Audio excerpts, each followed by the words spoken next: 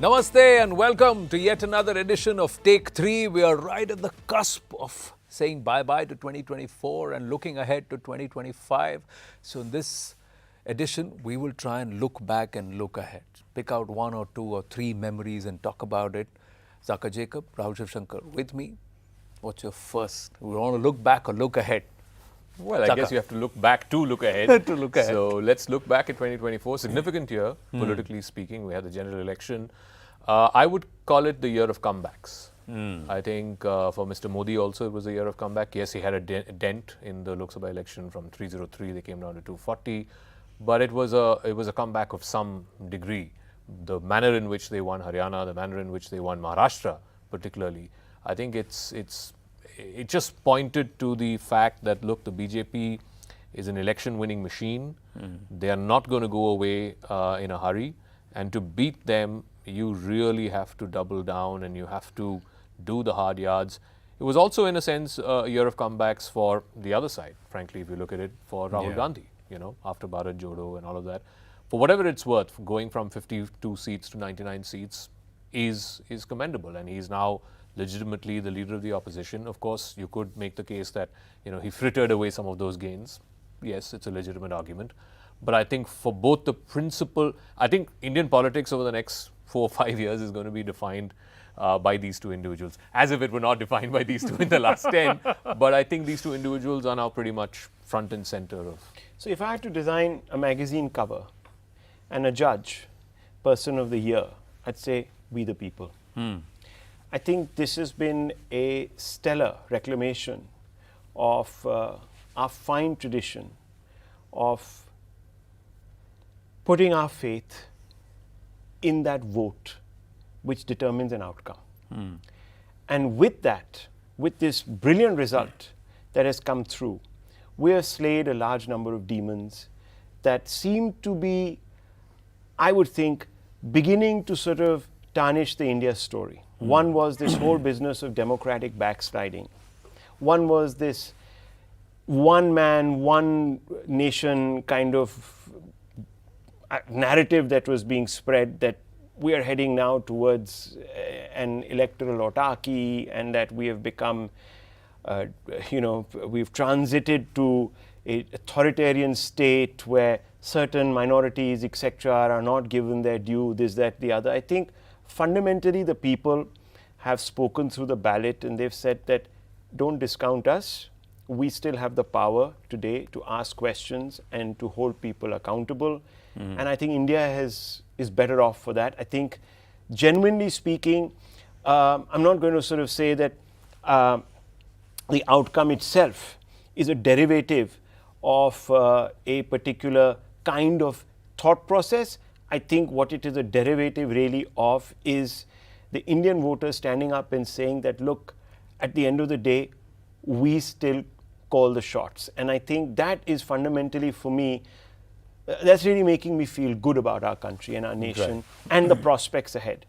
The second thing that I just want to quickly point out is that finally I think India is beginning to make waves internationally. And what we need now is some, I hope that the year ahead will lead to a little more bipartisan resolve to ensure that we don't fritter this huge aid. People say demographic advantage, resource advantage, a kind of place that we've carved ourselves now with certain fundamentals. And I just hope that our politicians can actually learn from our mature voters, from we the people, to be mature and guide this nation towards the destiny that it deserves. So it can emerge from the old to the new. Right. So for me, I've broken it down to 4 C's. One is comebacks, a year of comebacks. So be it, like you said, so PM Modi, Rahul Gandhi, however you'd see, Donald Trump, Devendra Fadnavis, Chandrababu Naidu. So amazing stories were all relegated and they all come back, and they've come back, and how? From a position of weakness, being written off. coming back and saying, and I just still remember Fadnavis turning around and saying that, मेरे उतरते पानी को देखकर किनारे पर घर मत बना लेना. But you know what the statistics are, right? समुंदर हूँ लौट कर आऊँगा. The 77 elections that have taken place in democratic countries, only 3 or 4 leaders have actually come back. Come back. But I'm just saying, as a story of comebacks, people who were written off, who have come back, and I'm looking at those stories. The aspect of conflict, so be it Israel, Hamas, Hezbollah, the Ukraine conflict, Syria, very, very unsettling what's happening. North Korea, South Korea, also that drama. So Africa. Somewhere a challenge, Africa, a challenge to democracy itself. I think that's where, and then of course the big ideological conflict. The far left and perhaps a certain deep state versus another grouping which says, no, we're going to be centrist or we want to have counter forces, and the play that we are seeing. Chess, because D. Gukesh, it's just awesome, an 18-year-old youngest world champion in the, and to repeat something what Vishwanathan Anand did 24 years ago. It's taken us nearly 2.5 decades to be able to get back. But at the same time, we have the women doing so well. Our international grandmasters winning world championships. And it was just phenomenal. And when you are winning the mind game on the board, on the chessboard, that means you're signaling your arrival, saying that you're not a nation to be you're a nation to be taken seriously. So Russians dominated, Chinese dominated, and now you're coming back. Europeans dominated for a certain, now it's time for India. And the last one in terms of consciousness, I call it, as a country, are we developing a consciousness about who we are? Being able to slowly assert ourselves, taking some time, not backing off certain challenges or certain positions. Canada, Bangladesh, Hindus standing up for themselves, yes, but not just as a community, but as an identity, saying that no, we are not going to be run roughshod and we are not going to push ourselves down to narratives. But more importantly, us, like you talked about, us as a country, as a posture that we have. It may not manifest, but a lot of what we are seeing in the West change is somewhere being influenced because of who we are as a country or the position of strength that we are as a country. So let's also now break it down and say, do you believe from G20 downwards, whereas Joe Biden was on the way down, PM Modi quietly has gone on the way up, despite what many would see arguably as an electoral setback, that he's set back as to 41. I think it's about the India story. I think the India story certainly is in a much stronger position today worldwide than it was, let's say, 2 years ago, 5 years ago, even 10 years ago. India is the country that a lot of the democracies are betting on. Of course, there will always be these stories about, some actors trying to pull India down and, all of that. But I think looking forward, because that's the second part of our discussion, I think the biggest disruption is going to be Trump.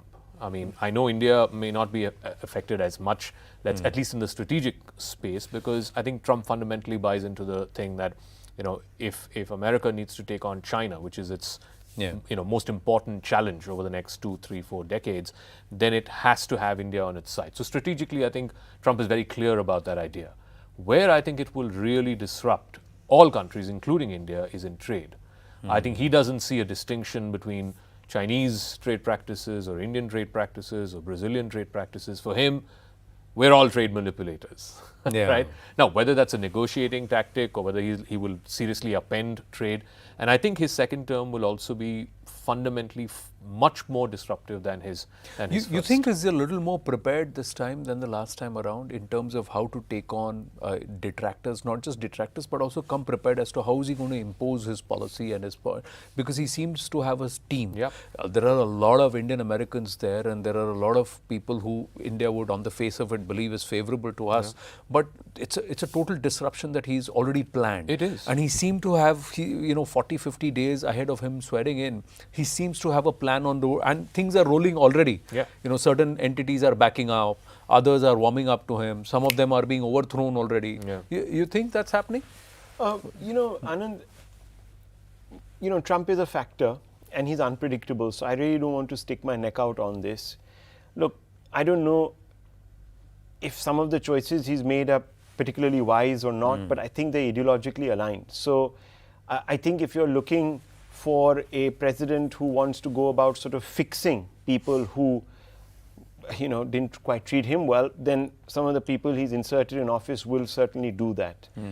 How much of it will be an outward-looking presidency in the first couple of years, I don't know. Can he afford to really bite China as he's threatening to do? He's already inviting, as you know, the Chinese premier to his swearing-in, oath-taking ceremony. So I think there's a degree of sort of cautious pragmatism that is overcoming it, because he has a huge mandate and secondly expectations to cater to. It won't be easy, you know, raising tariffs, etc., etc. It's going to hurt the American economy. But I actually want to bring the conversation back here. In the near term, my greatest worry is, and you know, this is a conversation we've been having now across newsrooms about internal chasms, especially political chasms. We've also unfortunately got identity-led chasms in fault lines. But for a moment, set those aside. Let's talk about the political chasms, because if our political class doesn't really begin to talk across the aisle, we're going to lose a lot of momentum.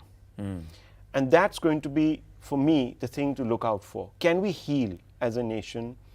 There is too much discord right now. I think in the short-termism that, you know, we are talking about, that is brought on election cycle after election cycle, which is so closely packed, we don't ever seem to rise above the noise of political battles, right? We just don't seem to rise above the rancor, let's put it that way. And No, talk but who is one. The onus on? Yeah, I mean, that's a good question. Let's look at it this way, right?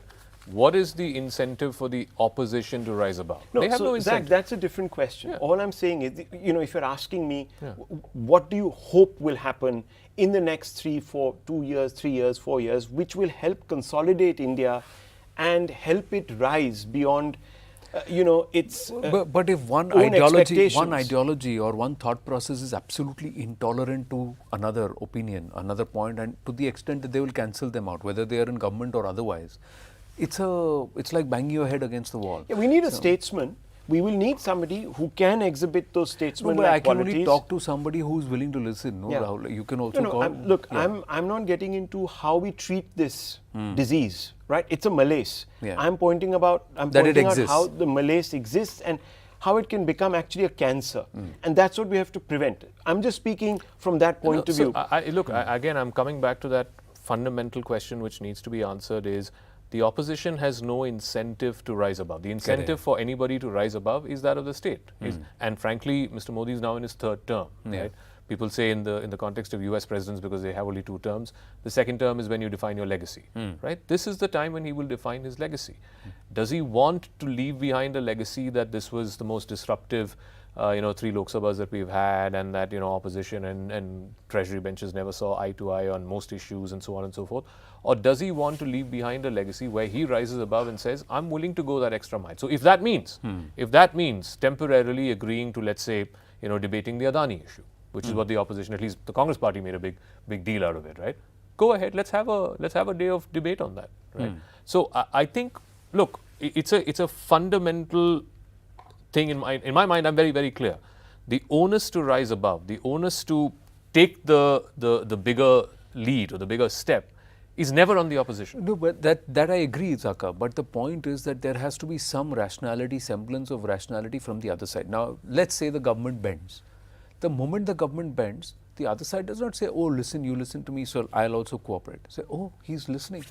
Let's knock him down on the next issue. Let's take the mile. हाँ, let's take the mile. Yeah. So वो कहता है ना, हिंदी में कहावत है, कहता है ना, उंगली दिए तो हाथ पकड़ ले, हाथ दिया तो गला पकड़ ले. So that, if that's the attitude, then after some time you say, no, enough. Now I'm going to focus on what I want to do. I'm going to push through, and this is what it is. Let them want to cry, they let them cry. They want to bring the street into the sunset rather than taking sunset to the streets. Then all right, that's their thing, and the voter will eventually punish them, or they will realize. Now that's exactly what's happening. You seeing the change in tone after 2.5 years. You're seeing the change in tone where the belligerence from the government itself has increased. That scale has increased.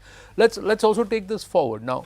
Where are the places where you see 2025 can be better for us as a country? Let's look at that.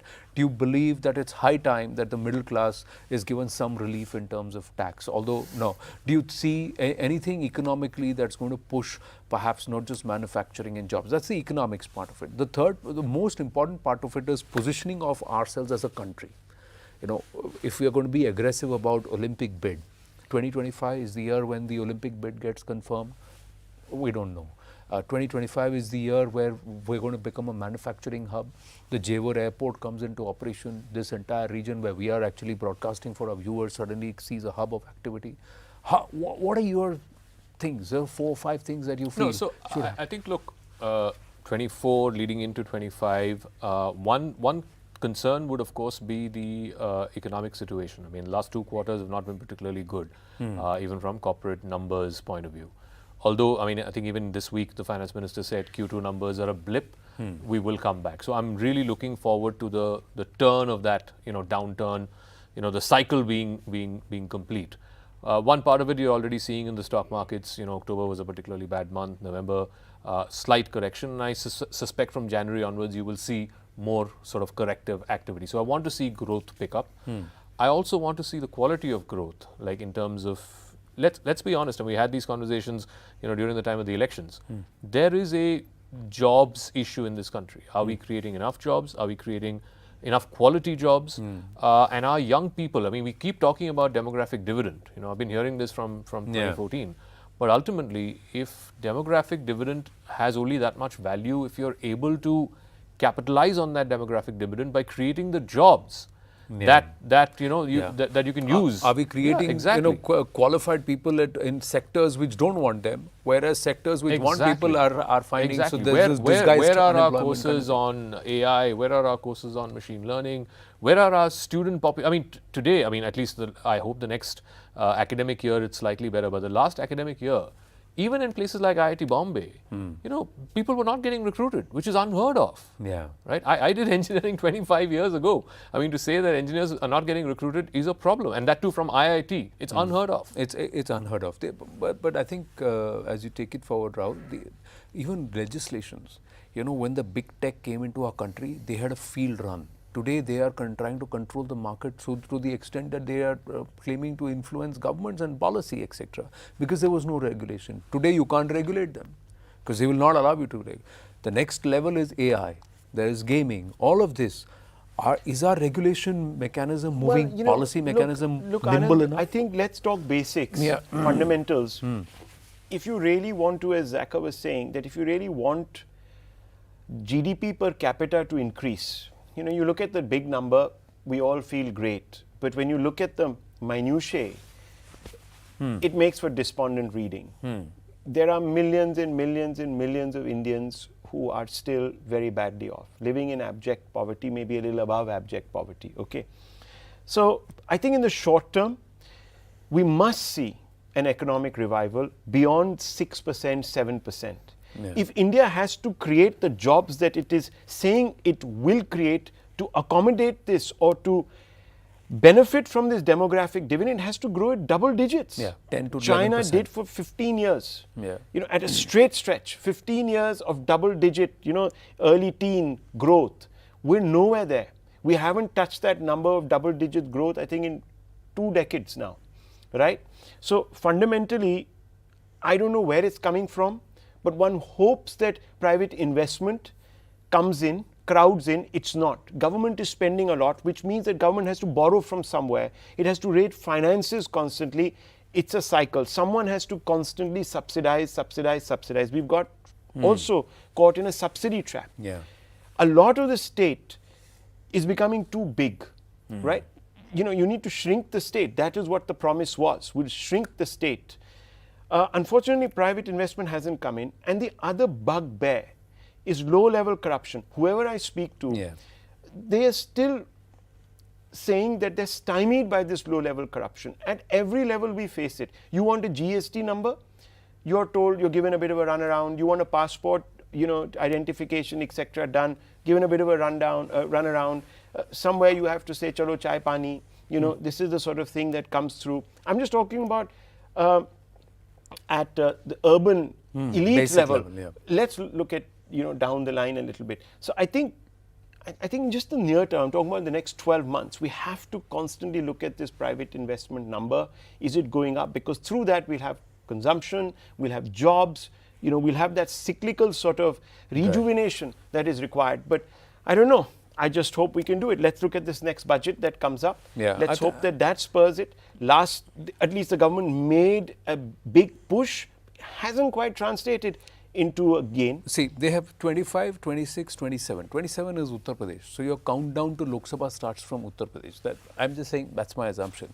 So this year, the government has to show that it's hard on reforms. It's going to push through. It's going to try and walk across the aisle, get support where it is needed, however it is. Sam, Dam, Dand, Bhed, however it is. Get the numbers to push the reforms through. And somewhere whip up the corporate also. Because the corporate has been waiting. The sharks are not biting. No, they got to bite.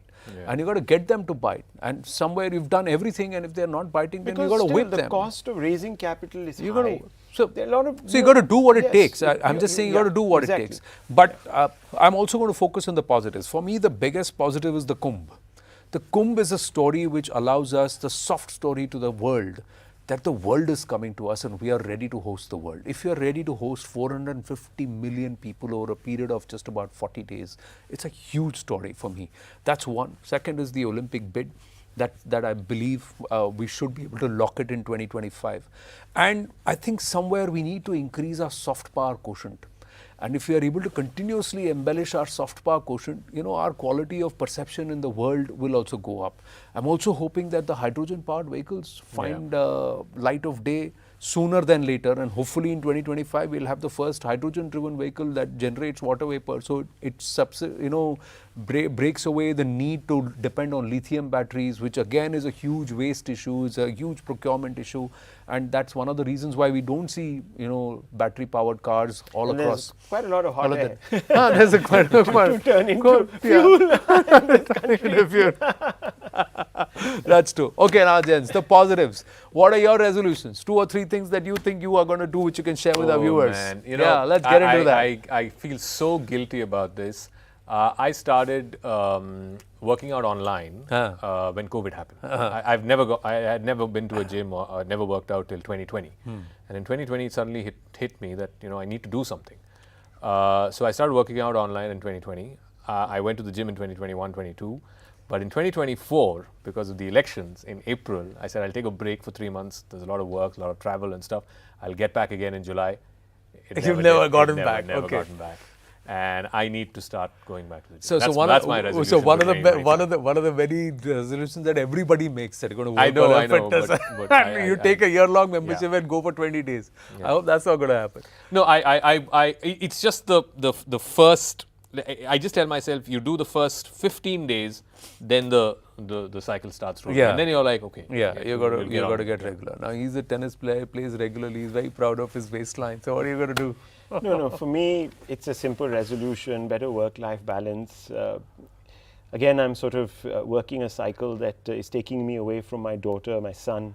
I just want to get back to them. I'm going to turn 50 in a month. So for me, actually being with them. So 2025 is the onset of the next half of the century. Making more time for them. I have less years to live than I've lived. And I don't want those years to be spent apart from the people I truly love. So this is what you want to do. So one thing you're going to do to work towards that. Well, hopefully cut back on this. You said, we'll be here for another 10, 12 years. And I'm like, no. Don't want to be here for another 10, 12 years doing the same thing. Okay. Yeah, maybe do look, I want to do a degree in law or in political science, political theory. Definitely, I'm writing a book. So that's another book that I want to churn out before November. There's a reason why I want it out before November. So I'm going to be really cracking on with that. So sort of not be so distracted by this daily grind and learn a little bit more about the world, about our country, about our culture, about our people, and use it to express it in some tangible form. So looks like he's already figured out the money bit. Okay, so that's no money in writing. All the royalties are flowing in. No money. I wish there were. I wish there were. Actually, it is sad, but fewer people are reading. Yeah, that was one of the things that I want to do more. Not that I don't read, I do, but I've decided I want to do this year, continue on my fitness journey, which it's a constant. I've not let go of it, but I'm just going to get stricter and follow that as a discipline a little more. I want to travel more. With work, without work, I want to travel more. I want to be up and about and perhaps somewhere do stories from the heart of the country which actually matter. That's something which and I think it allows us in our job, in our workplace. So, work that out. And more importantly, read one book a month. So I want to have read 12 more books by the end of 2025, sir. I really, envy my wife in some ways, because she's doing the journalism that I think mainstream media has stopped doing, which is go into rural India and report stories from there. I think as journalists, somewhere we need to resolve to try and bring those stories that are not really... I won't even define it as rural India. I think the real India. I just feel that we tend to get caught in, just one aspect. Political machinations. That's what it works. But I'm just saying there's just so many more stories to bring forth, and I think the beating heart of India, let's put it that way. All right, gents. Wish you a very, very happy and prosperous 2025. To all of our viewers also, a very, very happy and prosperous 2025. We'll see you on the other side. Bye for now.